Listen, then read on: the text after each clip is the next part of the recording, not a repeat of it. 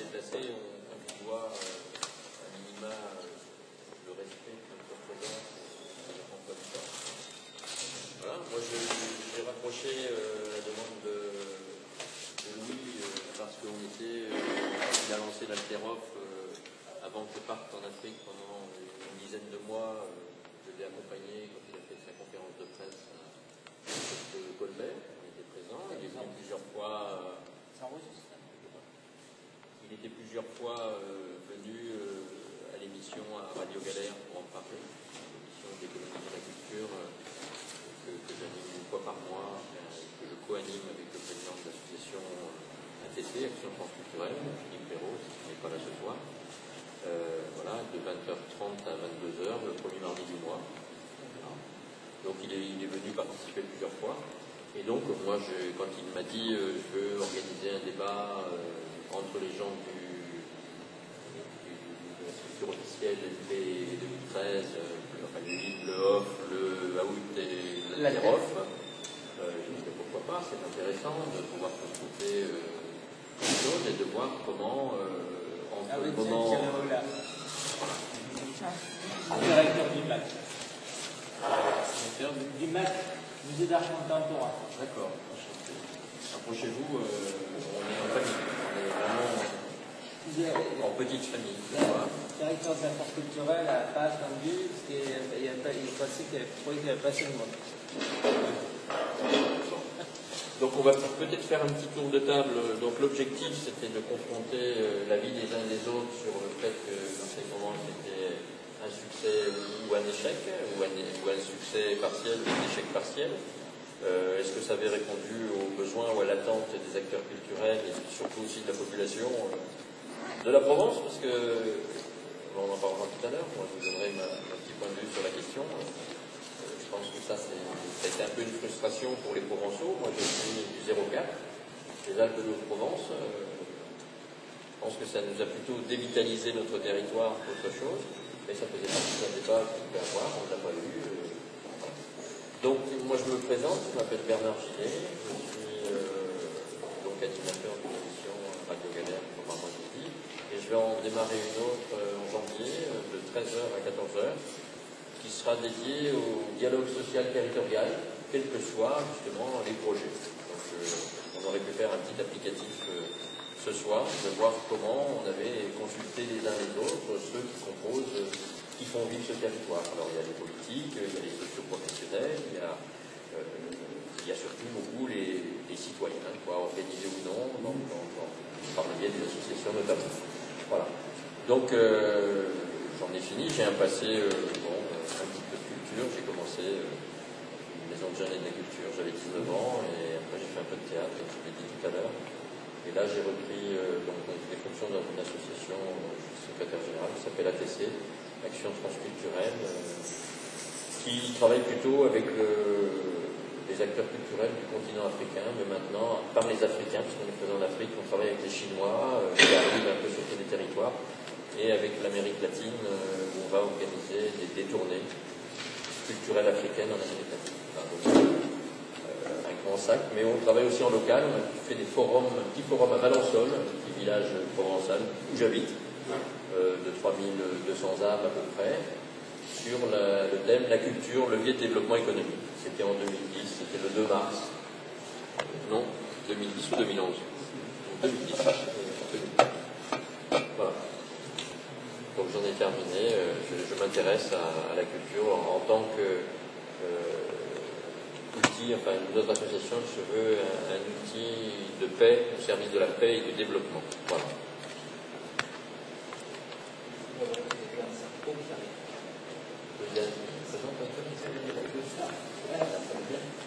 On va tourner. Et là, oui, peut-être que Marseille.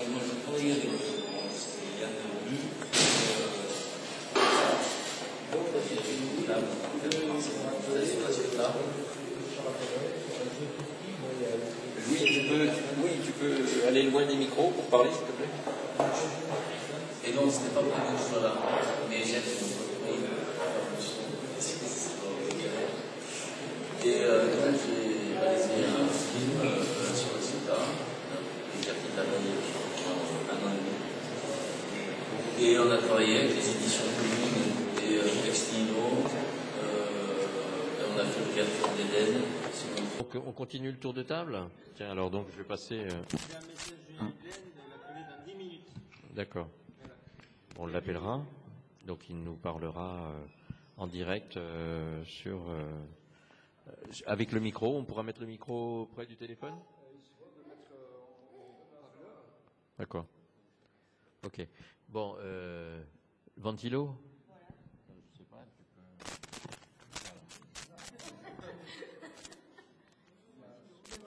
Le seul média qui a parlé de cette... Oui, mais bon.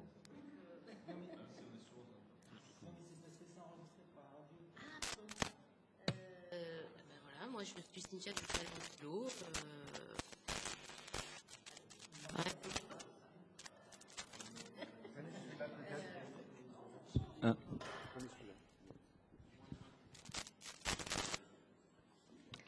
Moi c'est pareil, si vous avez des questions sur Ventilo, on vous en donnera. On va pas, enfin, je vais peut-être pas faire. On a sorti aujourd'hui justement un numéro spécial sur l'année qui vient de s'écouler. Un dossier plutôt mitigé, on va dire, puisque comme notre sentiment à tous d'ailleurs, avant même que ça commence, de toute façon, c'était déjà mitigé.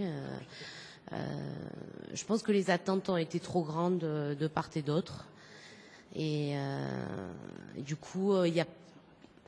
Je ne sais pas s'il y a de quoi être déçu vraiment en fait, parce que ça a été plus ou moins conforme à ce qu'on pouvait s'attendre en fait. C'est-à-dire un plan de requalification urbaine, puisque c'est ça une capitale européenne de la culture depuis Liverpool en 2005. On me l'a dit. Même Glasgow 90. Ah bon? Ah mince. Bon, alors voilà, Glasgow 90. 24. Voilà, 24 ans. Donc, Si on ne savait pas avant, c'est qu'on est vraiment nul. ouais, voilà, exactement. Non, mais il y avait d'autres capitales européennes de la culture, mais depuis un certain moment, c'est devenu un plan de requalification urbaine, et c'est pour ça que Marseille a eu la capitale. Voilà, c'est parce qu'on est une ville pauvre qu'il a fallu.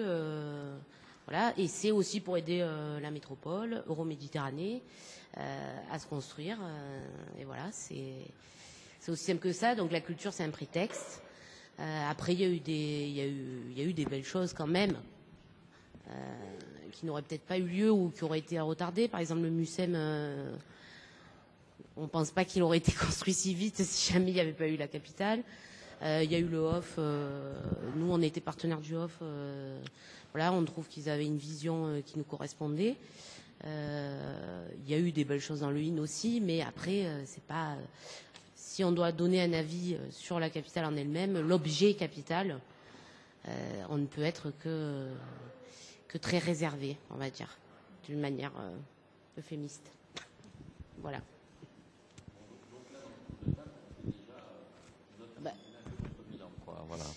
Sinon, je dis bonjour, je suis Cynthia de Ventilo et je m'arrête. Non, pas du tout.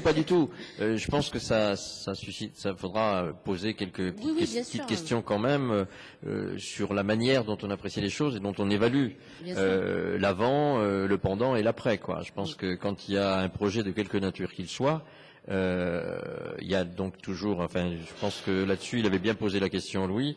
Il y a donc l'avant, il y a le pendant et il y a l'après. Et l'avant, la façon dont il a été construit, comment il a été construit, avec qui et pourquoi faire, on le savait déjà un petit peu, effectivement. Je veux dire, on était déjà un certain nombre à le savoir.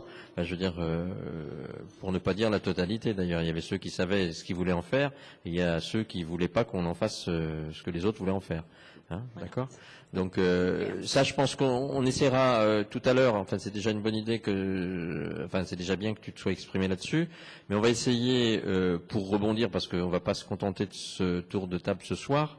Je pense que ça mérite mieux que ça pour la suite, parce qu'il y a des décisions qui sont prises, et c'est dommage effectivement que le représentant de la mairie soit parti et qu'on n'ait pas de représentant officiel du Marseille-Provence 2013 dans sa forme aseptisé, parce qu'on avait des choses à dire et des questions à poser sur l'après et sur des dépenses un peu faramineuses qui n'ont pas donné de grands résultats ou qui ont donné quelque chose, comme on disait tout à l'heure, naissance à des coquilles vides, quoi.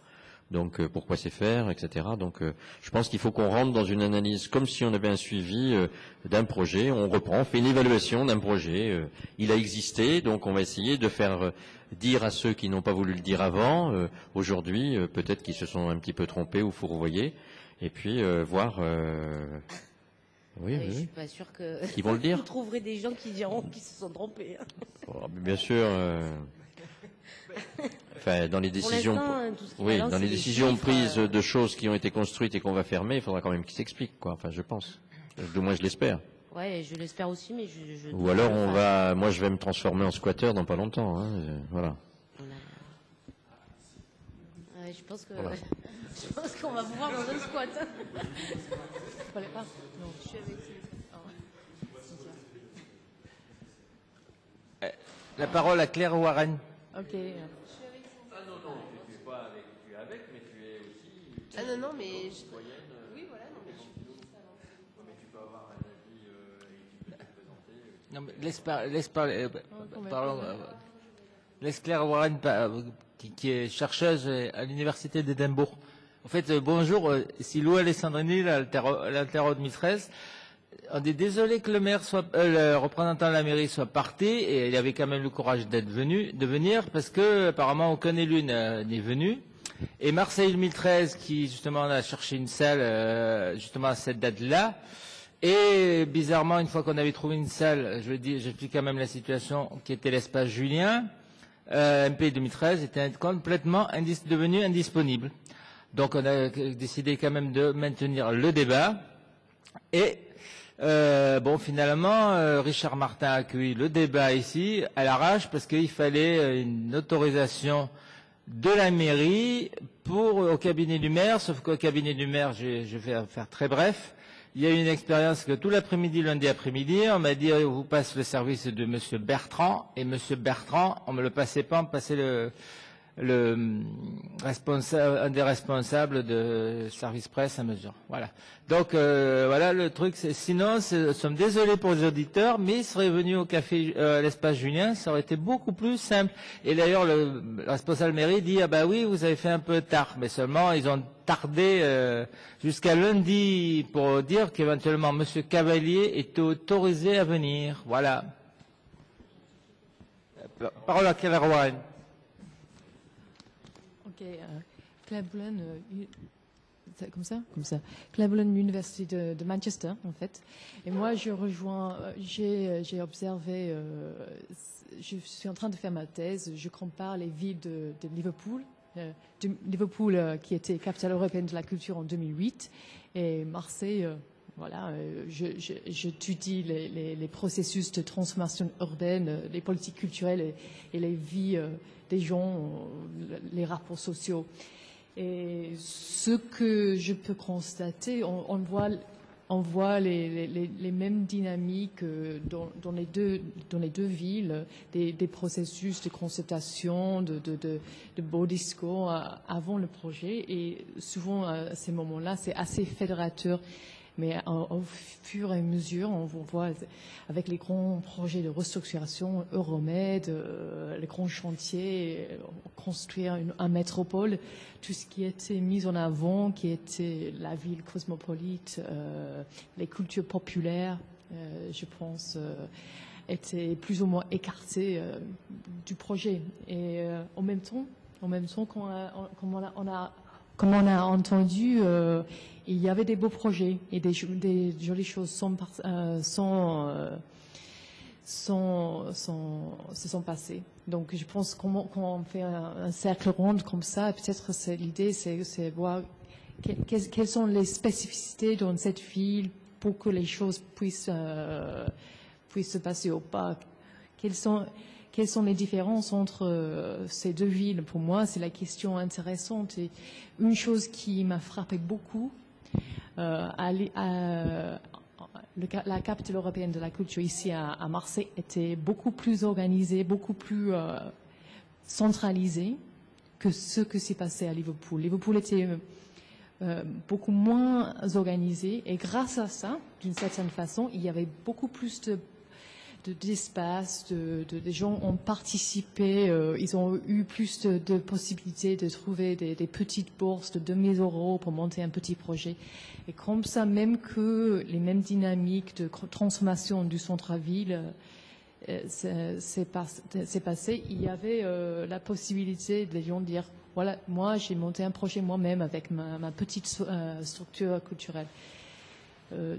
Ça veut dire que 5 ans après, les élus racontent un succès sans problème, un grand succès qui a repositionné Liverpool en tant que ville européenne mondiale, pendant que les taux de chômage continuaient d'augmenter et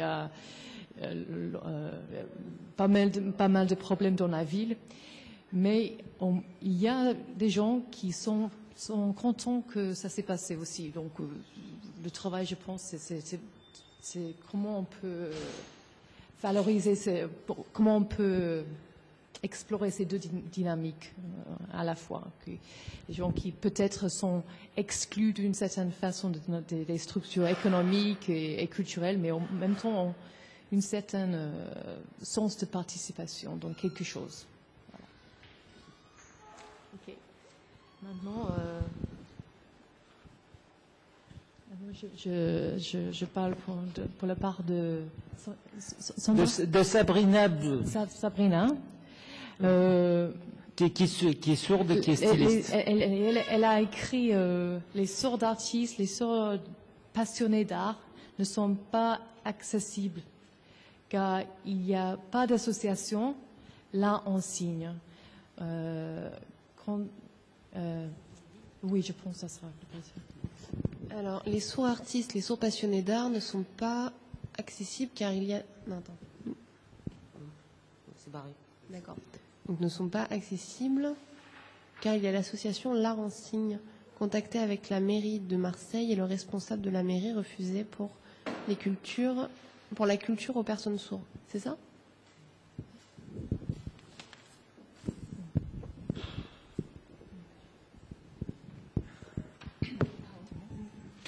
Alors Claire, Robert, une autre Claire, journaliste à Made in Marseille, donc c'est un journal sur les communautés, la diversité, les quartiers nord, et je suis aussi artiste peintre, j'ai été aussi un peu dans l'alterof. Voilà, donc par rapport à la capitale culturelle, c'est vrai qu'en discutant beaucoup avec les gens des quartiers, eux, ils n'ont pas du tout vu cette capitale. Ils pensent que ça ne les concerne pas. Ils n'ont pas eu de sous, il n'y a pas eu de projet, etc. Donc pour eux, c'est plus quelque chose qui s'est fait dans le centre-ville, sur le Vieux-Port, avec le pavillon M, etc. Mais je pense qu'il y a une grande partie de Marseille qui n'a pas du tout été pris dans cette aventure, quoi. Voilà. Après, pourquoi, comment, je ne sais pas. On cherche.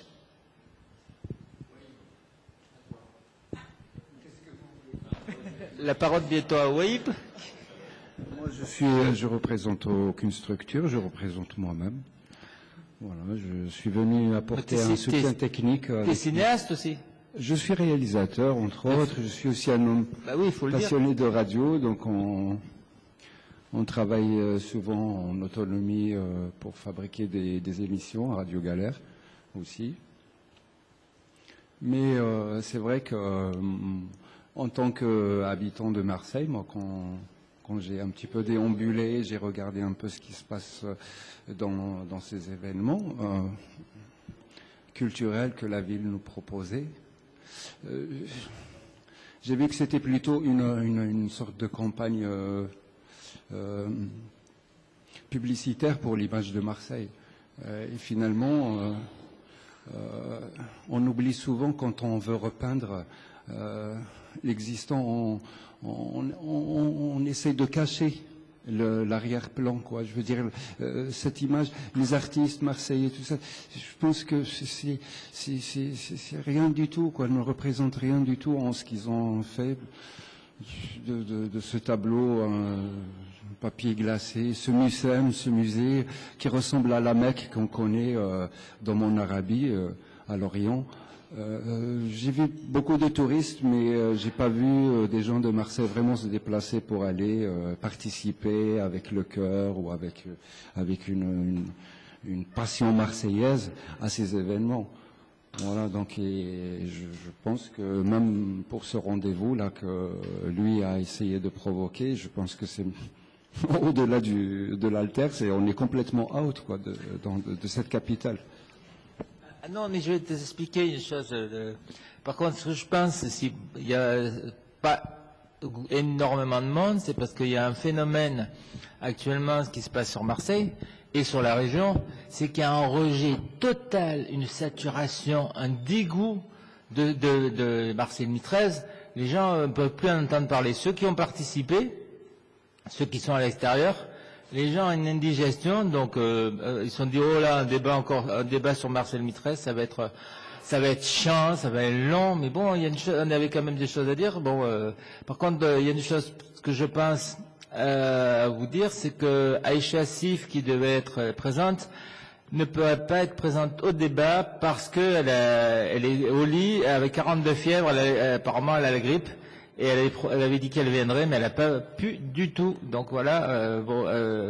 Et Julien Blaine, on va l'avoir bientôt au téléphone. Il a été retenu à Mulhouse.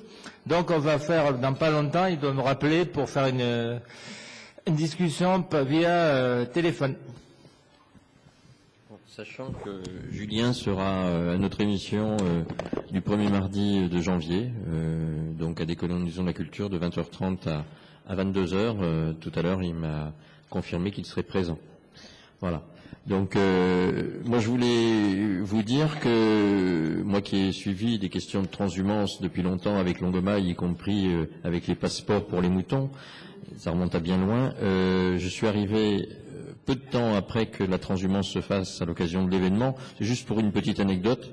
Je suis arrivé, il n'y avait même plus une crotte de mouton par terre, c'est-à-dire qu'on avait fait passer les balayeuses aussitôt derrière, c'est-à-dire tout le côté qui était un petit peu le côté naturel des choses, on l'a fait disparaître et je me demande pourquoi on a fait venir toutes ces petites bêtes comme ça sur Marseille. Voilà. Donc c'était juste une petite anecdote, mais moi je suis arrivé derrière, je me suis retrouvé, on m'a dit mais t'es sur l'itinéraire? Ah j'ai dit ah bon, moi qui ai vu... qui ai fait des sentiers pour des associations foncières pastorales quand je suis arrivé en Provence en 1986, j'ai été surpris de ne pas trouver de crottes partout par terre. Je me suis dit mais où ils sont passés, on les a téléchargés.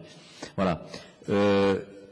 Donc on va essayer, donc les absents, ils sont quand même nombreux ce soir, mais je crois que comme on l'a dit tout à l'heure, c'était le fait d'envoyer une invitation si rapide ne permettait pas. Moi, je voudrais vous poser pour la prochaine organisation, parce que je pense qu'on va se retrouver en janvier, et ça nous permettra peut-être les uns et les autres de préparer les débats et que les débats soient dans la salle et non pas à la tribune. Hein.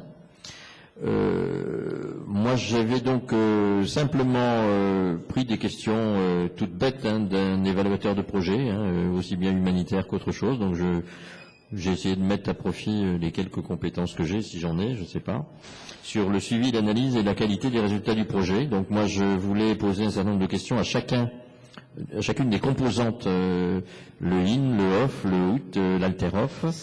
C'était sur la logique du projet d'abord, donc quels étaient, en démarrage, puisque c'est l'étape numéro 1 en principe, quels étaient les besoins, les groupes de population ciblés par le projet. Quels étaient les objectifs du projet, les résultats attendus du projet.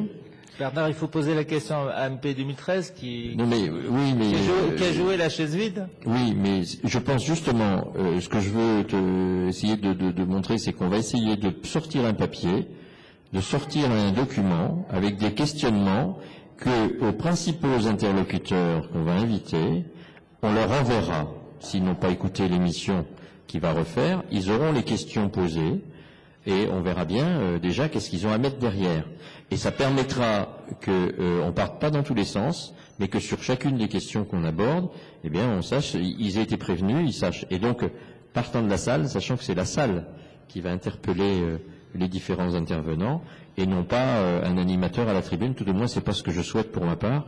Je souhaite que ce soit la salle qui questionne en ayant le même fil conducteur, pour voir comment justement la plupart des gens de cette région ont été totalement ignorés, que les objectifs poursuivis n'étaient pas ceux qui sont avoués, ou qui ont été mis en avant. Donc je continue, si tu permets, mes 21 petites questions sur la logique du projet. Donc les activités prévues pour l'atteinte des objectifs du projet, les impacts négatifs potentiels du projet, les impacts identifiés, donc négatifs, les mesures préventives ou curatives prévues, les impacts positifs visés par le projet, donc c'est quand même important qu'on nous les dise, les principes de l'opérateur, l'application pratique de ces principes dans le projet, les mandats, en termes d'expertise, de légitimité, de reconnaissance et ou d'obligation juridique de l'opérateur. Quel est cet opérateur? Comment il a été constitué? C'est un peu lourd peut-être, mais non, c'est le soleil. C'est le. Ah bon, je croyais que c'est moi qui te faisais bronzer et non pas le projecteur. Les degrés et modalités d'implication des populations prévues par le projet. La spécificité du projet garantissant le respect des caractéristiques socio-culturelles des populations, tant en termes de diversité qu'en termes de territoire, parce que, encore une fois, ce que je disais tout à l'heure quand je me suis présenté, la Provence, et ça a été une intervention que j'ai faite à la Friche, moi, le début janvier 2010, je leur ai dit qu'ils avaient volé la Provence, parce que la Provence, ça va de l'ancien comté de Nice, jusque du côté de Nîmes, jusque dans la Drôme provençale, et il y a la Haute-Provence qui est chez nous, Manosque, les environs, etc., et il y en a une partie donc ailleurs, et ça veut dire qu'on a pu voir que c'était très important, parce que ce terme Provence, comme tout à l'heure, c'était Richard Martin qui nous parlait de la réduction des subventions de la région, on voit que l'incidence, notamment du conseil régional et des subventions aux associations, pour ne parler que du conseil régional, mais il y a les conseils généraux aussi, qui ont diminué leurs subventions et un certain nombre d'associations culturelles ont disparu. Donc une représentation de la diversité socioculturelle par ce biais-là. Donc les marges d'adaptation prévues pour le projet, c'est-à-dire qu'est-ce qu'il y avait de modifiable. Alors on s'est rendu compte qu'il y a eu un peu de modifiable et peut-être que notre ami du EOF pourra nous en parler puisqu'à un moment donné il a été un peu considéré comme le prestataire de l'officiel, c'est-à-dire qu'on a dû dégager, j'ai vu ça quelque part dans un article, on a dû dégager donc des fonds en disant faut peut-être en laisser un petit morceau aux autres pour qu'ils puissent faire des choses. Les alliances prévues, donc les partenariats, coordination, autres formes de coopération, les partenariats financiers. Moi, j'ai assisté à cette première grande réunion, on nous a parlé d'un budget de 98 millions d'euros et on venait de nous annoncer ce soir-là le premier sponsor officiel qui était La Poste, 1 500 000 euros. Les objectifs prévus de ces alliances. Alors là, peut-être qu'il y aurait, moi je ne l'ai pas volontairement développé parce que je pense que ça fait partie du débat, mais l'objectif, notamment en termes de choix d'animation, de choix de spectacle, de choix de programmation. Moi, ce soir-là, j'ai entendu que, puisqu'ils mettaient la main à la poche, c'était eux qui allaient participer au choix des projets ou les plus vendables, les plus vendeurs pour eux. Ça m'avait un peu choqué.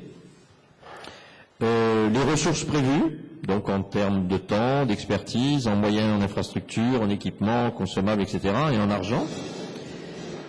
Et surtout le système de gestion prévu pour l'administration et les finances, pour le suivi budgétaire, la trésorerie, voir où allait l'argent.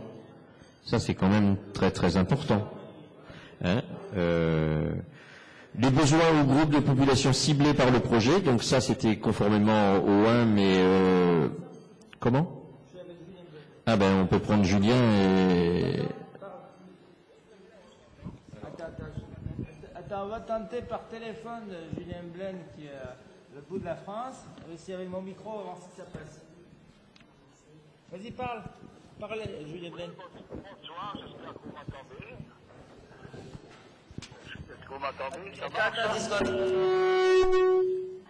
Vas-y, parle. Parle.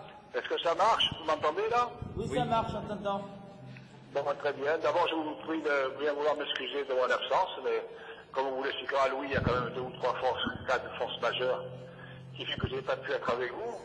Voilà, je sais.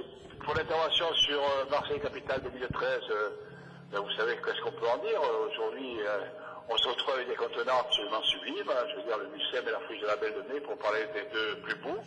Des beaux, belles boîtes, magnifiques. Le problème, c'est de savoir qu'est-ce qu'on fait dans ces beaux contenants. Attends, on essaie de...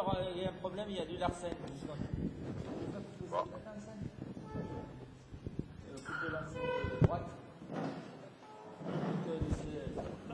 Comment? Vas-y, parle, Julien. Voilà, est-ce que vous m'entendez sur Larsen maintenant? Non, oui, c'est bon. Bon, voilà, donc je vous renouvelle mes excuses pour mon absence, mais c'était vraiment deux cas de force majeure qui sont arrivés en même temps, donc c'était très compliqué de pouvoir être avec vous ce soir, ce que je regrette. Pour le reste, ben, je sais que vous voulez parler de Marseille 2013, de ses succès, de ses échecs. Ce qu'on peut dire dans les succès, c'est qu'il y a eu deux contenants sublimes, parmi quelques autres, qui sont la friche de la Belle de Mai et le Mucem, mais que des beaux étuis, c'est important, c'est intéressant, à condition qu'on y mette quelque chose dedans. Donc par rapport à ces contenants, qu'est-ce qu'on va faire en 2014 de ces contenus et des contenus qu'on mettra là-dedans? Et avec quel fric? Ça, c'est la première chose.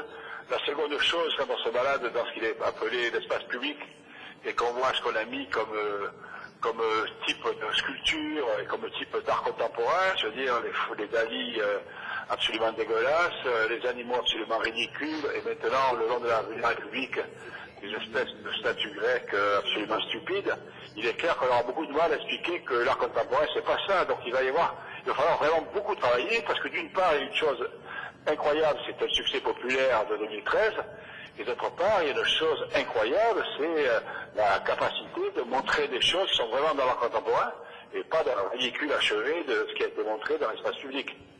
Voilà. Alors, il faut s'employer à travailler, surtout entre artistes, écrivains, poètes, et gens qui fabriquent l'art pour faire avancer des choses en 2014 et ne plus se tromper de piste.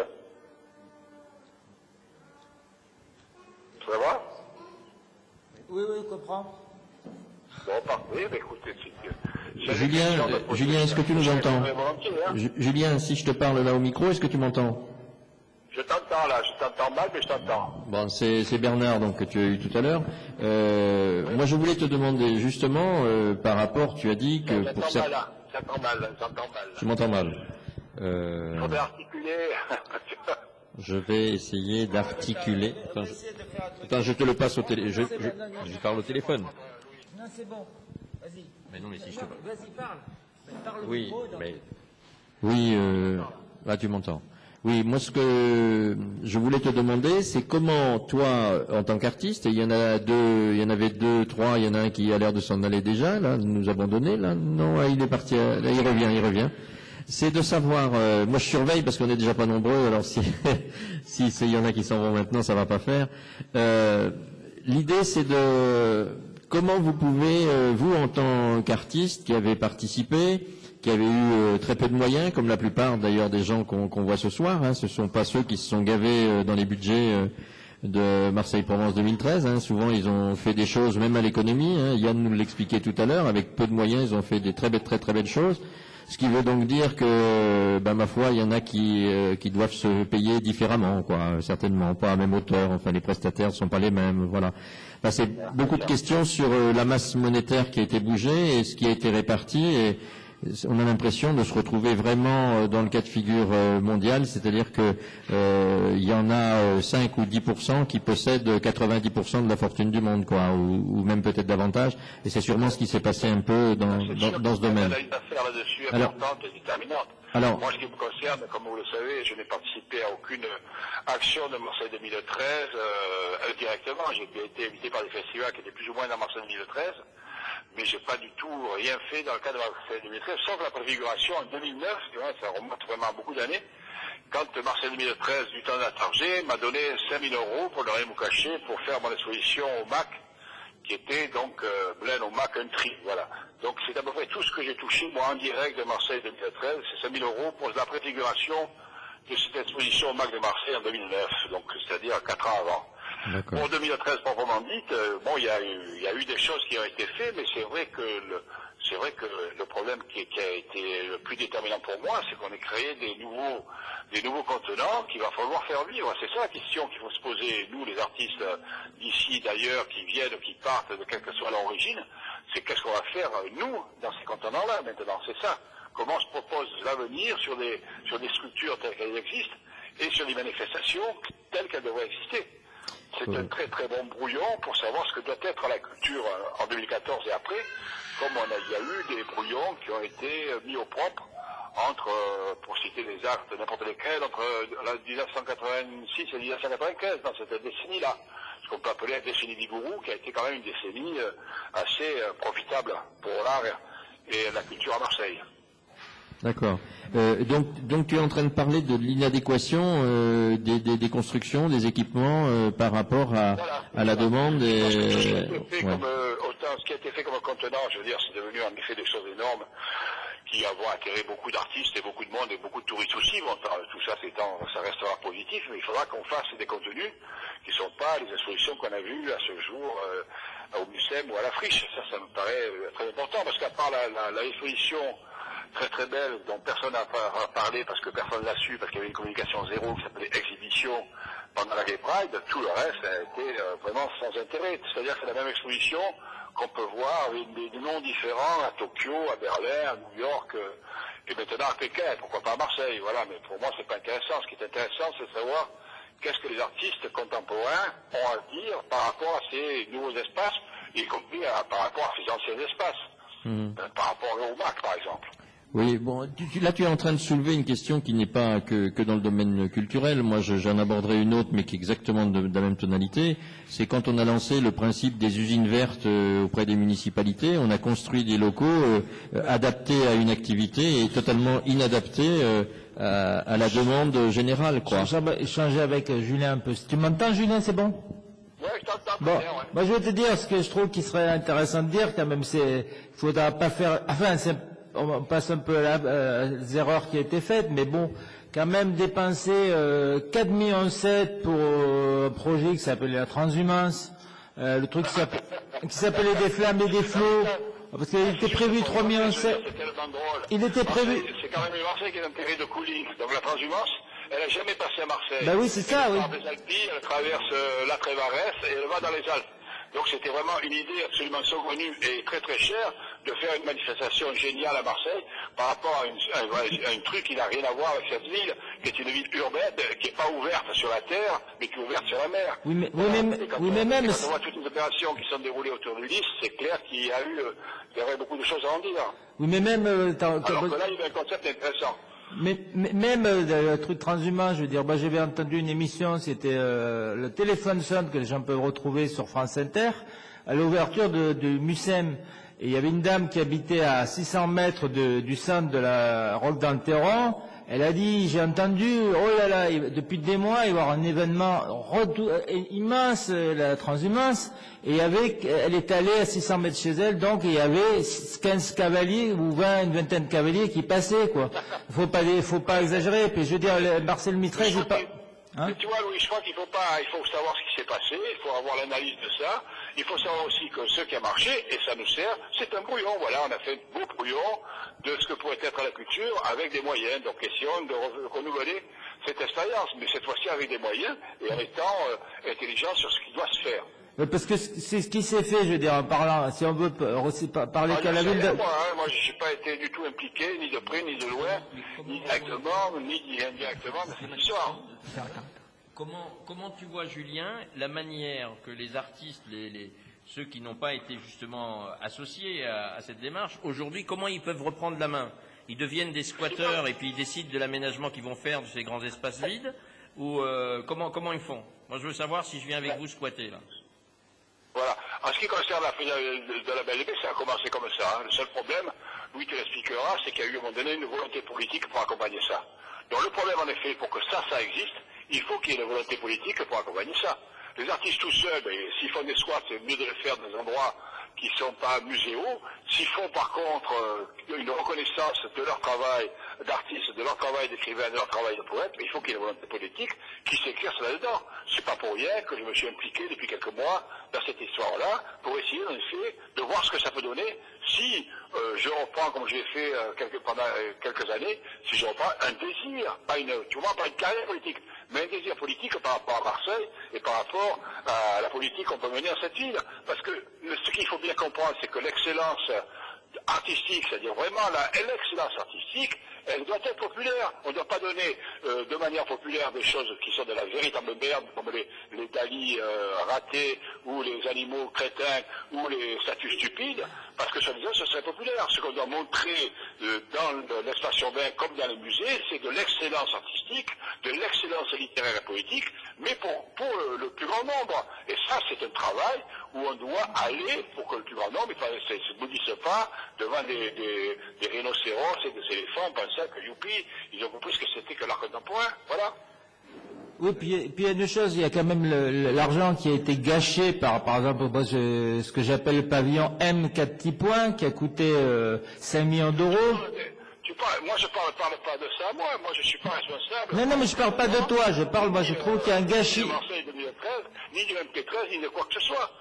Donc moi, je peux te dire, par rapport à ça, ce qu'on devrait faire, ce qu'on devra faire. Pour le passé, voilà, on a pris la mesure de tout ça. Attends, il y a un le petit enfant de Stéphane Sarpo qui est en train de la révolution. Justement. Ah, je t'embrasse, Ulysse, je te dis au revoir. Voilà, je vais vous quitter. Merci. Tu nous quittes déjà? Tu pars? Oui. Et puis je viendrai à l'émission qu'on m'a proposée tout à l'heure. Par contre, je veux dire, ce qu'il y a, c'est que, je vais poser une question. Qu'est-ce que tu penses de MP 2013 qui dit, si vous avez une salle, je viens, une fois qu'on a trouvé une salle, ils viennent pas, hein? Est-ce que tu as besoin de moi pour penser une chose pareille par rapport à ça, franchement? Moi, je me pose la question, en toute modestie, est-ce que l'officiel, le IN et M. Chouni et autres ont peur de se confronter éventuellement à un vrai débat public et aussi à l'Alterof, quoi. Je sais pas, C'est possible, mais là j'ai pas la réponse, je suis pas l'interlocuteur adéquate pour cette réponse.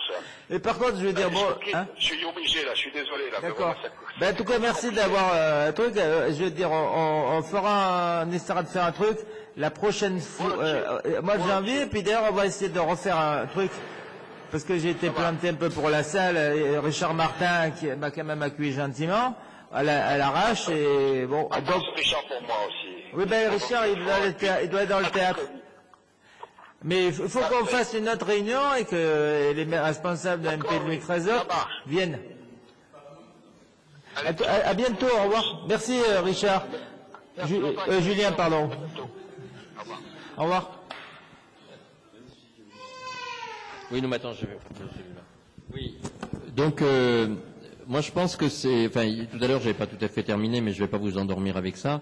Je pense qu'on va faire un document, qu'on essaiera de faire passer. Donc, si vous voulez, au dos d'un de ces documents-là, vous marquez vos coordonnées pour qu'on puisse vous faire passer à vous qui avez eu la bienveillance, la gentillesse d'être présent ce soir, ce petit questionnaire qu'on enverra aux responsables. Alors, donc le représentant du HOF qui joue les nounous ce soir le recevra très officiellement en tant que représentant du HOF, comme moi je l'enverrai aussi à Louis Alessandrini de l'Alterof et à la Hout aussi. Donc on va traiter tout le monde de la même manière. Je me positionne là en tant qu'animateur d'un questionnement, hein, parce que qu'est-ce qui a donné naissance pourquoi il y a eu donc le IN, qu'est-ce qui a donné naissance, d'où vient l'idée, d'où vient le projet, hein, d'où vient l'idée, quand est-ce qu'elle est passée de l'idée à projet, et quand est-ce que la réalisation et l'évaluation qu'on en fait,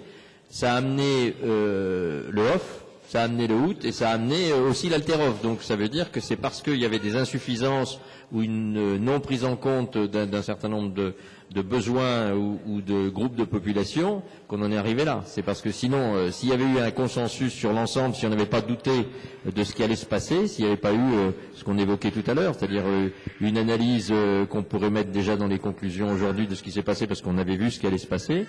Hein, il y avait une immense opération immobilière, il y avait une immense opération de vidage d'un certain nombre de zones. Hein, il fallait évacuer des zones, éloigner les gens de conditions modestes.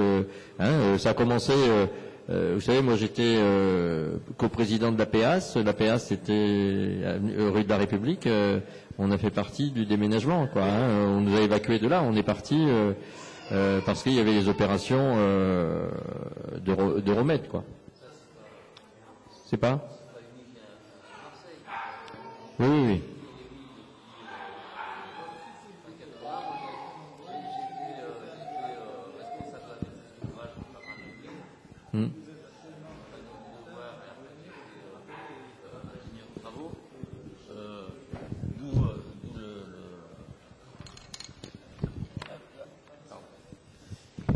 D'où le film que j'ai fait sur la Ciotat qui est un peu sur ce sujet-là.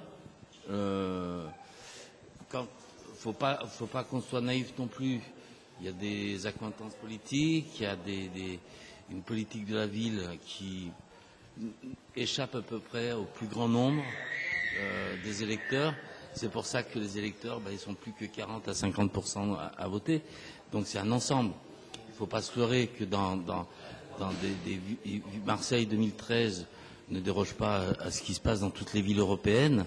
C'est une politique qui est très frileuse sur un type de population. On a toujours ciblé un type de population. Et on n'a jamais pris en compte l'ensemble de la population. Et donc en ciblant un type de population, on marginalise, on communautarise.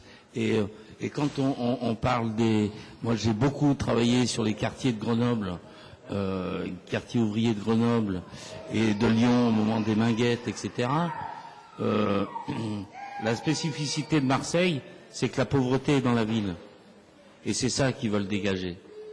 Les Bouches-du-Rhône sont la première en matière de construction sécurisée, maintenant. Donc on va faire comme au Brésil, il va y avoir des vigiles dans ces zones sécurisées, etc., etc. Donc là, il ne faut pas se leurrer, on en est là. Et il y a toute une... La vraie population, du coup, les vivants des villes, qui sont représentés par des associations, par des artistes, par tout un tas de gens, peuvent faire quelque chose. Nous, avec des moyens très limités, mais avec un engagement total d'auteurs, d'artistes, etc., on est arrivé à faire des choses. C'est pas, on peut plus attendre sur une politique de la ville qui, de toute façon, nous échappe à nous tous. On ne sait pas ce qui s'y passe. Donc, on fait les choses. Et le cinéma, aujourd'hui, là, je viens de terminer un film, on n'attend plus après le CNC. Les moyens d'Internet nous ont permis de faire aujourd'hui, on prend une caméra, on prend des micros, on est un peu pas trop mal technicien, on fait les films, et après on demande, on vend ça à la télé, qui n'a plus d'autre moyen que de passer par là. Donc on est quand même dans un bouleversement total de l'art, parce que quand j'entends parler de l'art contemporain, tout ça, bon, il y a quand même des choses aussi qui sont à dire depuis les années 80, où ça a été pareil, c'est une communauté qui se greffe. Moi j'ai beaucoup travaillé dans l'art vidéo dans les années 80, et quand j'ai vu comment Art Press, Art Vidéo se sont construits et qui se refilaient les prix, que ce soit dans tous les festivals qu'ils ont créés eux-mêmes, évidemment, pour se refiler les prix. Donc voilà, on sait comment ça tourne. Après, on est le plus grand nombre quand même pour faire des choses. Ça représente une minorité. C'est eux qui ont l'argent, mais bon. Nous, on a comment dirais-je, l'envie et l'engagement de faire avancer les choses. Et moi, je vois pas du tout le communautarisme d'un instant où je suis aussi bien dans les quartiers que dans une maison bourgeoise. Et notre projet, c'est d'aller occuper Andoum et de faire pareil. Ce qu'on a fait au quartier créatif de la Ciotat, dans le quartier ouvrier des gars des chantiers navals, en fait, et de faire ça dans un quartier bourgeois. Et parce que tout le monde aujourd'hui, on peut pas dissocier la population. L'erreur, c'est qu'on dissocie les populations, on les disloque. Et du coup, les gens ne se rencontrent plus. Et donc, moi, j'ai une gamine de 20 ans. On vivait correctement, donc dans un quartier entre guillemets correct. Elle ne sait pas ce qui se passait au Mirail à Toulouse. Elle n'a jamais rencontré, quand ça cramait à Toulouse, elle n'a jamais rencontré des gens du Mirail. Et à 20 ans, donc c'est sûr que ça pose des problèmes de communication à un moment donné. Donc voilà, nous on a essayé de faire avec 2-3 associations on a fait le travail en fait. On a montré que c'était possible. Et je pense qu'il y en a d'autres qui font le même travail à des échelles différentes. Donc c'est plus à mon avis, c'est interpeller les politiques. D'accord, mais ça fait 40 ans qu'on interpelle les politiques. Justement, moi je voudrais un peu rebondir sur ce que tu nous dis, parce que tu nous montres qu'on peut faire des choses avec peu de moyens, mais que ces moyens sont très importants quand ils sont distribués quand même, pour permettre, comme l'a dit tout à l'heure notre ami Claire là sur Liverpool, en disant les petits projets à 2000 €, c'est peut-être des petits projets, mais ce sont ceux qui font bouger les choses un peu en profondeur et qui associent... Oui. C'est qu'on surévalue les moyens. C'est-à-dire comme on a surévalué l'immobilier et le mètre carré de construction, on a surévalué les écoles qui deviennent privées. Tout est surévalué maintenant. Donc les moyens, quand on sait que le CLC pour faire un long métrage, ils disent un long métrage, c'est minimum. Oui. $1 million, c'est le cachet d'un mec comme Depardieu. Bon. Oui. Dis-moi, juste une petite question d'ordre pour notre ami la nounou, notre ami du Stéphane. Est-ce que tu veux que je m'occupe de ton enfant le temps que tu vas nous parler? Est-ce que tu veux que je fasse la nounou le temps que tu vas nous parler? Non? Ah mais tu sais, moi les bébés, voilà, tiens, regarde. Tu viens de trouver une nounou là, tu t'es pas rendu compte? Regarde, tiens. Hein? La nounou, voilà, tiens. Alors viens nous parler toi un peu de... T'as vu le sens donc qu'on voudrait nous... donner pour que la prochaine fois on prépare. Là, on ne pouvait pas aborder la manière dont je l'ai dit là tout à l'heure, mais on va essayer de préparer les choses de manière assez pointue pour que personne ne puisse se fourvoyer. Quelle que soit la structure à laquelle il appartient, on pose les mêmes questions. Et il y en a forcément qui font l'objet théoriquement, enfin j'ose espérer qu'avec 98 millions d'euros, on a fait quand même on a développé une logique de suivi et d'analyse de la qualité. 91, ouais, bon, il y en a, on a perdu 7 en route, qui c'est qui se les a mis dans la poche? C'est Toulon qui avait quitté. Bon, en fait, c'est 92 millions. Bon, 92 millions. Mais bon, quand on est à une somme aussi importante, on doit, non seulement on doit des comptes aux différents financeurs, mais on doit suivre et évaluer vraiment l'ensemble des résultats des projets. Donc ça, j'ose espérer quand même qu'ils ont mis en place des indicateurs de résultats, des études d'impact positifs, négatives, etc. Enfin, je veux dire, ils avaient les moyens de payer des gens pour faire ça. Donc je crois que ça existe et qu'ils devraient répondre sans trop de difficultés à certaines questions. Il y en a d'autres certainement qui seront plus embarrassantes et auxquelles ils ne répondront pas ou ils essaieront de faire diversion. Mais au moins, ils ne pourront pas dire que l'on veut simplement discréditer ce qu'ils ont fait. On n'est pas dans ce trip-là aujourd'hui. Je veux dire, si on devait, c'était avant qu'il fallait agir. Maintenant, c'est dépensé, c'est fait. C'est pas une fois que la bataille est terminée qu'on fait ça. Simplement, c'est pour éviter que de nouvelles erreurs de ce type se déroulent sur notre territoire, et puis aussi préparer un meilleur usage des dépenses qui ont été faites, parce que nous sommes des citoyens responsables, les uns et les autres, et puis avoir des bâtiments vides ou avoir des théâtres qui se vident, comme le théâtre qui va être fermé et puis qu'on va remonter ailleurs, comme l'a dit Richard Martin tout à l'heure, c'est des choses qui nous concernent tous en tant que contribuables. Voilà. Donc on essaiera de faire comme ça, donc toi y compris en tant que représentant du OFF, on te donnera les mêmes questions. Pourquoi vous vous êtes créé en off au départ? D'où vient l'idée? Comment vous êtes passé de l'idée au projet? Et puis comment vous avez vécu l'avant 2013 et puis 2013? Donc ça, on le fera pour préparer la prochaine réunion. Mais t'as pas eu la parole jusqu'à maintenant. Donne-nous ton sentiment global et puis qu'est-ce que tu aimerais qu'on puisse aborder dans une émission ou dans une animation là-dessus, sur cette question-là. Parce que je pense qu'au-delà de l'émission qu'on va passer, on va aller plus loin, on va essayer d'enclencher un travail sur la culture, parce qu'on a vu, il y a des gens qui sont demandeurs, et puis il y a des locaux à occuper, et il faut faire des propositions pour les occuper de manière intelligente. Et surtout éviter qu'ils ferment, voilà. Ok. Merci. D'abord une crèche, mon gosse. Voilà, ça serait pas mal. Qu'est-ce que je voulais... Vous avez dit beaucoup de choses. Peut-être que le plus simple, c'est de poser des questions sans forcément y répondre en même temps, quand on les pose. Et pas forcément redire des choses qui sont lues et qui ne sont pas forcément justes. Donc je ne vais pas vous raconter le off parce que ça va faire chier tout le monde. Oui. Mais par contre, je pourrais te poser une question. J'ai vu dans le Ravi, le journal Le Ravi,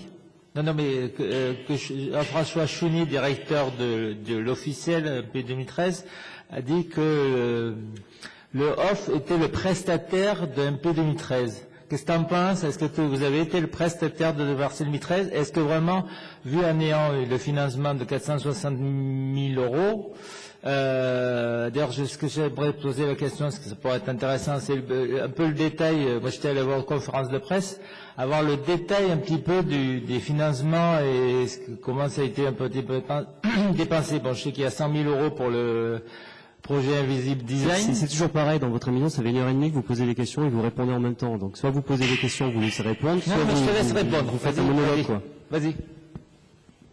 Alors, c'est quoi la question? Qu'est-ce que tu penses de ce que dit Jean-François Chounier, que vous étiez le prestataire de MP 2013? Est-ce que tu considères que tu es toujours vraiment off et un financement et un partenaire aussi un financement MP 2013? Le OFF n'a pas été financé par MP 2013. On a reçu 0 argent de MP 2013. Pour camping, voilà. Si, un petit peu. Le camping, c'est une association spécifique qui s'est montée, qu'on a financée, qu'ils ont eux-mêmes été chercher de l'argent à la Fondation Abbé Pierre, chez Leyer, à MP 2013, ils étaient libres de le faire. Tout le monde dans les porteurs de projets était libre de faire ce qu'il voulait. Nous, on a fermé la porte à personne, puisque nous, ce qu'on voulait, c'est que ça se passe. D'accord. Voilà. Non, mais je suis d'accord, mais par contre, donc on n'a pas été prestataire de MP 2013. Ils nous ont jamais demandé de lettres. On n'a jamais demandé d'argent. Donc tu considères que c'est faux? Enfin, je veux dire, après, c'est toujours, il y a toujours un truc où il y a les méchants, il y a les méchants, il y a les gentils, il y a les gentils. En fait, je pense que ça concerne, ça intéresse vraiment combien de personnes, ça? Fondamentalement, je pense que Julien avait raison. L'argent a été dépensé, il a été dépensé, c'est trop tard, c'est fait. Maintenant, qu'est-ce qu'on fait avec ce qui reste? Non, mais ça, je suis d'accord. C'est la vraie question à 10 jours de 2014 et à 3 mois des élections municipales. Le reste, on s'en fout. Tout le monde sait que la transhumance, ça coûte une blinde. Tout le monde sait que les ateliers militaires ça va marcher. Mais tout le monde l'a dit d'une façon ou d'une autre. Et ceux qui s'intéressent pas à ça, ça les intéresse pas de toute façon. Donc on ne va pas les transformer en passionnés de culture. Je suis pas sûr que ça ne puisse pas les intéresser parce que quand même c'est payé avec la finance publique dans leurs impôts. Oui, mais excuse-moi, si tu veux parler de finances publiques, ok, on n'a qu'à parler de la rénovation du stade Vélodrome, parce que ça coûte 230 millions à la ville de Marseille, plus un loyer qui va durer 35 ans. On peut parler aussi du contrat de l'eau de la SEM avec la ville de Marseille, et ça c'est des montants extraordinairement plus élevés que 12 millions d'euros, 10 millions d'euros, etc., etc. Il y a de l'argent qui est dépensé dans le domaine économique, dans le domaine de la recherche, dans le domaine médical, dans le domaine sportif. Et comme par hasard, là, entre guillemets, on est en train de se dire, c'est la bataille des pauvres en fait, la culture. Tout le monde crève dans la culture. Et là, c'est celui qui en a un petit peu plus que le voisin. Tout de suite, il est taxé de celui du méchant, parce que le voisin, il en a pas assez. Et c'est typiquement une guerre du tiers-monde. Non, c'est pas l'histoire. La vraie guerre, c'est pas de se battre pour savoir qui c'est qui a dépensé quoi, c'est de se battre pour que la culture, elle ait plus d'argent, parce que à la ville, au département, à la région, à l'État, à MPM et plus tard à la métropole, de l'argent, il y en a. Oui, mais il y en a. Donc qui décide comment on le répartit? Et ça, c'est les élus qui le font. C'est pas des acteurs culturels, c'est pas MP 2013, c'est les élus. C'est les élus qui ont dit, moi je mets sur la table 12 millions d'euros. C'est pas MP 2013, leur budget, ils l'ont fait parce que les autres, ils ont mis chacun la même somme. Et ça, c'est tout le monde, la culture va commencer à se battre. Les cultureux vont se battre entre eux. Sur un bout. Je peux finir ma phrase là? Oui, vas-y. Voilà, les cultureux vont se battre sur un bout de barbac qui va rester de 2013, l'après 2014, au lieu en fait de se battre ensemble pour avoir plus d'argent et de faire reconnaître leur spécificité, le fait qu'en 2013, le monde économique, la population a adhéré au projet, quel qu'il soit, même si ça coûtait une blinde, même s'il n'y avait pas de crotte de mouton après le machin, etc. Mais en fait, il y a une sorte de... Il y a un argument, enfin je sais pas, un argument massu dans n'importe quelle autre métropole ou n'importe quelle autre ville, les élus politiques qui se seraient emparés de la chose, ils se seraient emparés de la question culturelle. Là, pour l'instant, les programmes politiques, c'est à droite, on va transformer le GIA en casino, et à gauche, pour l'instant, on ne sait pas ce qu'ils veulent faire. Donc là, si le monde culturel devait se battre, le monde culturel devrait se réunir et faire des états généraux de je sais pas quoi, et en tout cas faire quelque chose pour convaincre les équipes de se battre pour ça. Or, ce qui se passe aujourd'hui, c'est que tous les acteurs culturels, qu'ils soient petits ou gros, ils sont en train de se bouffer les uns les autres pour récupérer le petit bout qui traîne parce que les subventions elles diminuent. Et c'est débile. Non, mais voilà. ça, je dirais, je suis d'accord avec toi. J'agis dans ce sens-là, on n'agit pas forcément dans le même sens, dans la même façon, mais bon, je veux dire, c'est ce qui est. J'essaie d'agir depuis plusieurs années, notamment pour faire des ateliers d'artistes. Il y avait le projet de la Poste Colbert, si tu connais. Quand j'ai rencontré des élus et autres qui m'ont dit, on n'a pas d'argent, quoi, et ça aurait coûté peut-être l'équivalent de ce qui a été dépensé pour d'autres choses éphémères comme le fameux J1 et le pavillon M.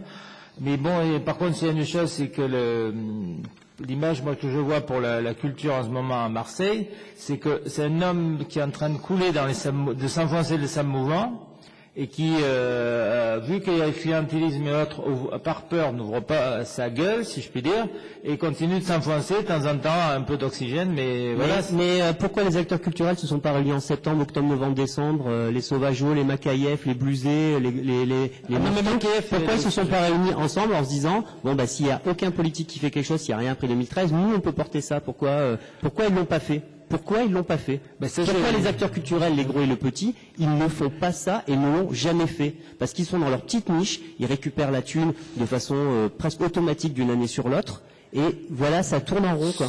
Et le truc, c'est que MP 2013, ça a cassé le machin, donc tout a été remis en cause, et MP 2013, ils ont été loin d'être super géniaux, etc.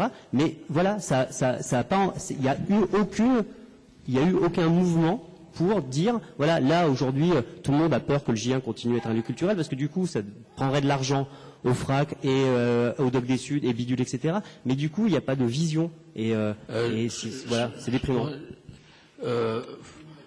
Il faut éviter de généraliser quand on parle des petits, des gros, culturels. Il y a des peintres, il y a des photographes, il y a des cinéastes qui n'ont pas les mêmes problématiques, suivant ce qu'ils font.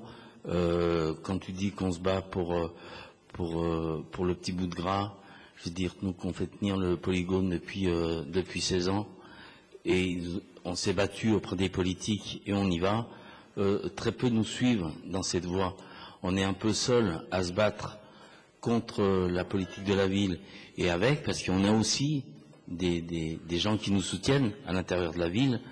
Et je vais dire, quand on fait des dossiers, on va au carton.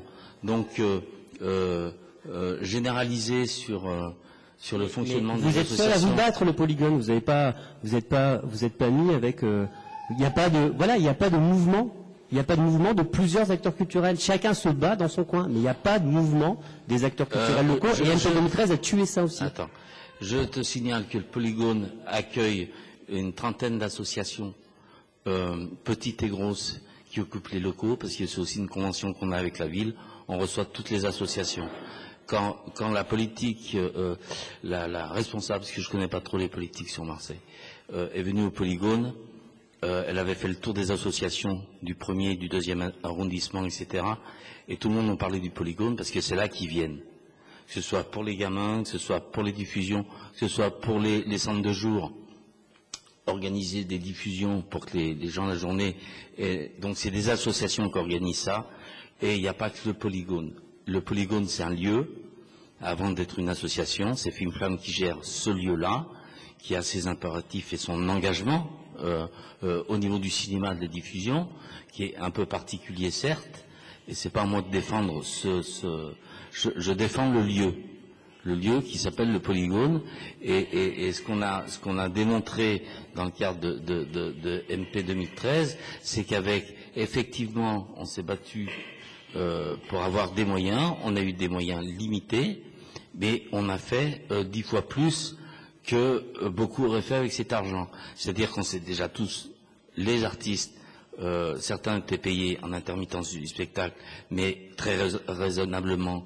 Les restos, c'était le casse-croûte, etc. On a tous joué le jeu. Quel que soit le CV qu'on avait en face, ingénieur du son ou le Parisien, tout le monde était payé de la même manière. Et je trouve aussi un peu dommage sur les grilles de salaire, parce qu'on revient aussi sur comment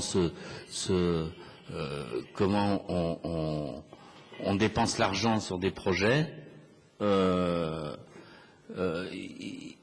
Il faut savoir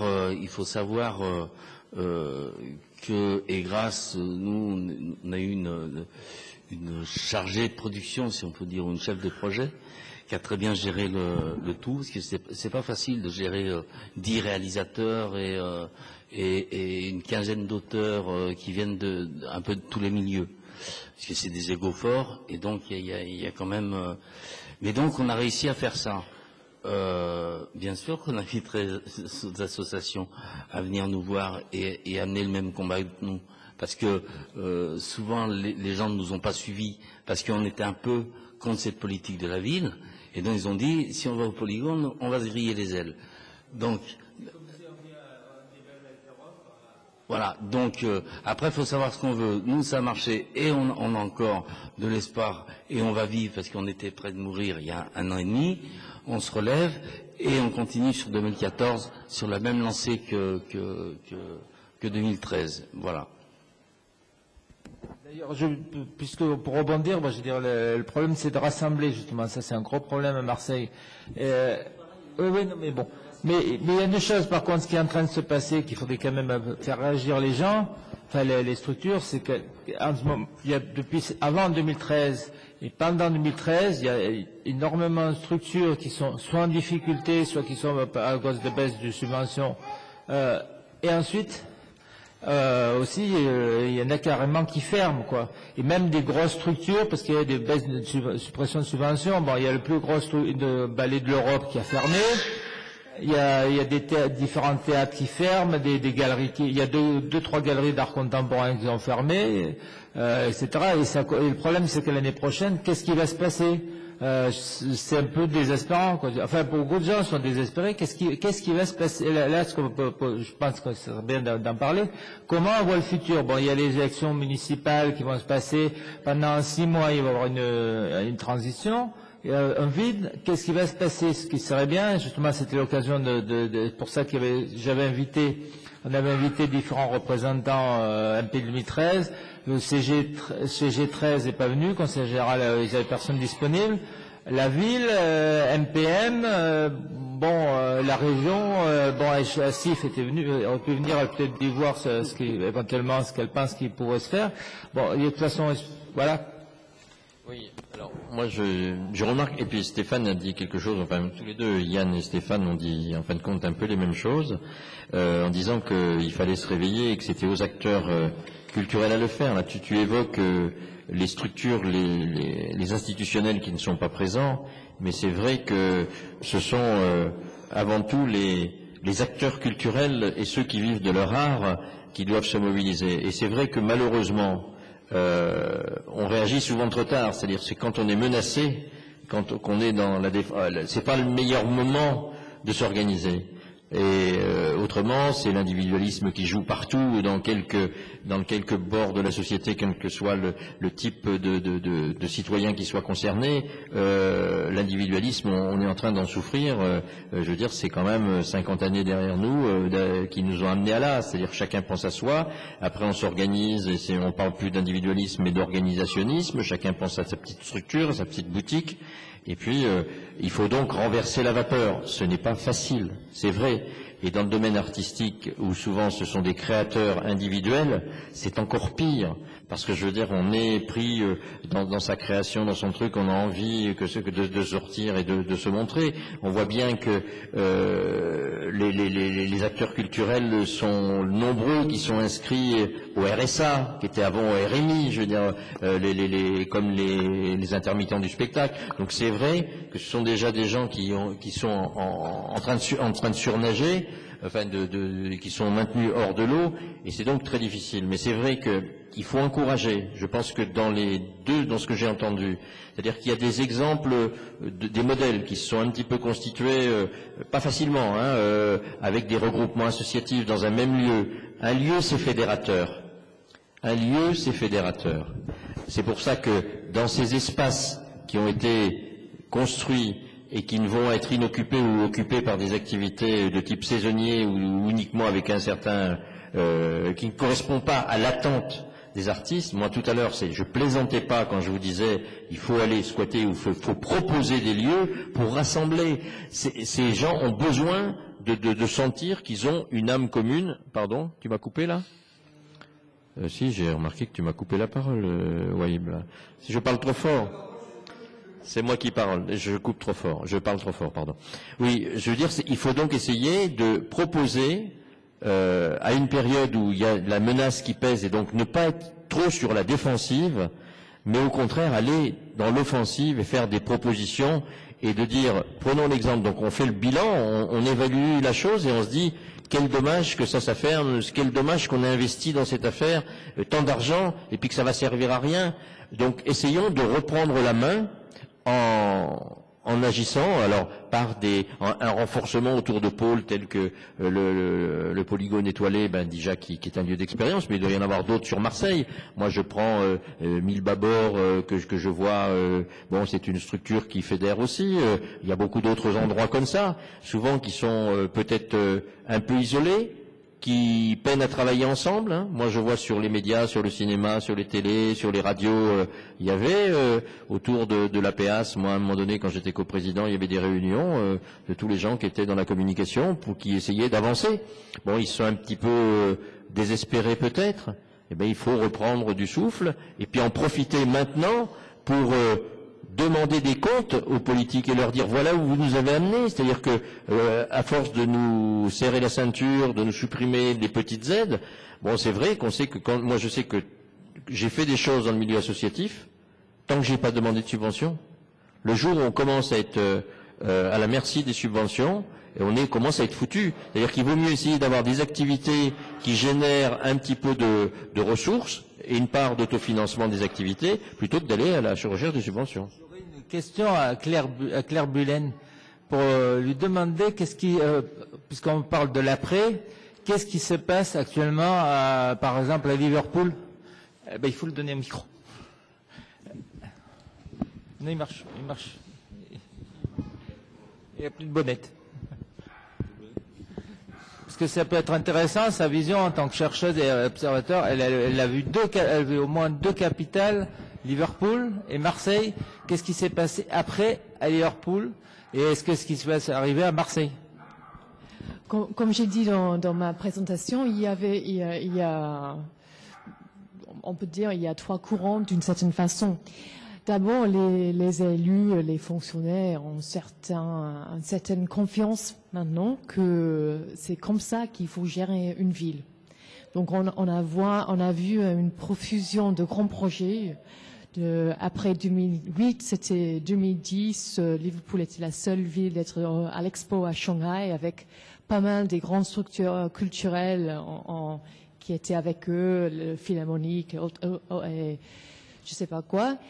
Et maintenant, la stratégie du développement urbain paraît être vendre la ville aux investisseurs, notamment chinois. C'était vraiment la suite de ce projet-là. Mais ce qu'on a vu aussi, que la politique culturelle dans la ville a plutôt bien soumis les coupures budgétaires parce qu'il y a cette confiance dans la culture en tant que levure économique. Donc, on voit que les structures sociales et la vie associative a vu beaucoup de coupures, des coupures très très radicales, pendant que le budget culturel était moins coupé. Donc, il y a même encore une fois dans une ville populaire avec un discours sur la culture populaire, on a vu que c'est toujours la culture élite qui reçoit l'argent quand les choses sont difficiles. En gros, c'était les grosses structures qui recevaient plus et les petites recevaient plus rien. Oui. On a vu que, par exemple, dans le centre-ville, le Philharmonique a reçu 2 millions d'investissements pendant que d'autres structures étaient en train de recevoir des grandes subventions. et des structures enfermées aussi. Et dans les bibliothèques, les bibliothèques dans les quartiers sont en train de fermer. Je pense, on a vu des dynamiques ici avec les bibliothèques, les choses, la petite culture, si on veut, qui est moins soutenue, mais la bibliothèque du centre-ville a reçu beaucoup d'argent. Les élus sont très, très contents avec la nouvelle rénovation. Et ça a gagné 5 étoiles sur TripAdvisor. Donc on a une sorte de politique culturelle qui est vraiment misée sur le tourisme toujours. Oui, donc ça ne profite pas, ça n'a pas touché, on peut dire, les populations qui n'étaient pas touchées avant. Non. Enfin, ce qu'on appelle, comme à Marseille, on parle actuellement Marseille 2013, etc. Ça n'a pas touché les quartiers dits défavorisés, ce qu'on appelle les quartiers nord et autres. Bon, voilà, et plus déjà il y a une difficulté de transport. Je pense. Puis bon, voilà, bon. Je pense qu'il y a dans ces projets, il y a toujours des heureux hasards, il y a des bels projets qui se passent, il y a des fédérations entre acteurs et il y a aussi un discours avec la capitale européenne de la culture à Liverpool. C'était le slogan était World in One City. La ville dans le monde dans une ville. Et on voit de temps en temps ce discours ressort et ça donne une sorte ça donne une source d'énergie de quelques campagnes. Donc il y a un nouveau discours qui est venu dans la ville. Il y a des groupes qui militent utilisant le rhétorique. Écoutez, on était capitale européenne de la culture, donc on voudrait ces choses-là. Donc, on ne peut pas dire que c'est pareil comme avant. Les choses ont changé. Il y a des gagnants, des perdants. Les pauvres la plupart sont toujours pauvres. Voilà, donc je pense. Mais est-ce que tu penses que il y a une amélioration, si on peut dire que c'est, comme diraient certains, c'était mieux avant ou c'était pire avant, est-ce que, enfin, ça dépend pour qui encore en fait. Ça dépend pour qui, mais encore une fois, c'est juste un petit projet, comme on a dit, dans des projets de rénovation urbaine. Et donc, c'était dans un long processus. Il y avait des choses qui étaient mises en place avant. Comme Marseille, le fait d'être élu capitale européenne de la culture a accéléré peut-être ces processus de privatisation